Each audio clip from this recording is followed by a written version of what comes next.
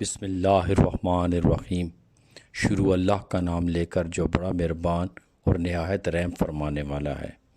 السلام علیکم محترم ناظرین، ابن ابی حاتم عروہ بن زبیر سے روایت کرتے ہیں کہ آپ نے فرمایا، ود، یعوس، سوا اور نصر حضرت آدم علیہ السلام کے بیٹے تھے۔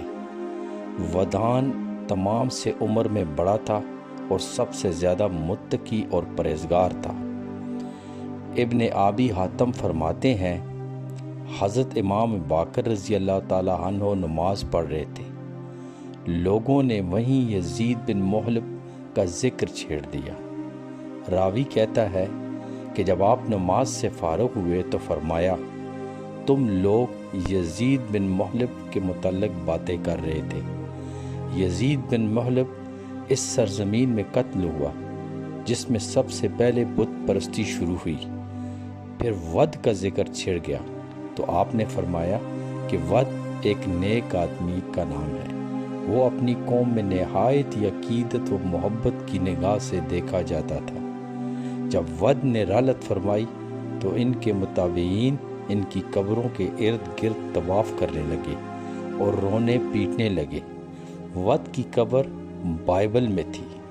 جب ابلیس لعین نے ان کی آہ و زاری دیکھی تو انسانی صورت میں ان کے پاس آیا اور کہنے لگا کہ میں اس شخص پر تمہاری آہ و بقا دیکھ چکا ہوں، کیا میں تمہارے لیے اس کی ایک شبیہ نہ بنا دوں کہ تم گھروں میں رکھ لو اور اسے یاد کیا کرو؟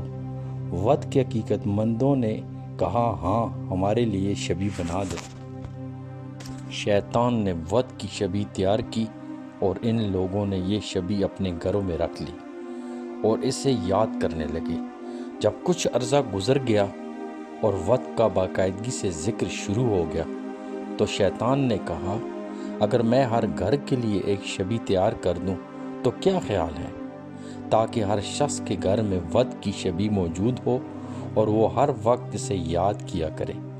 لوگوں نے اس تجویز کا اس بات میں جواب دیا، ہر گھر میں تمثیل بن گئی اور بچوں نے اپنے والدین اور بڑوں کو جب دیکھا تو خود بھی ان کی پیروی کرنے لگے اور سلسلہ چلتا رہا۔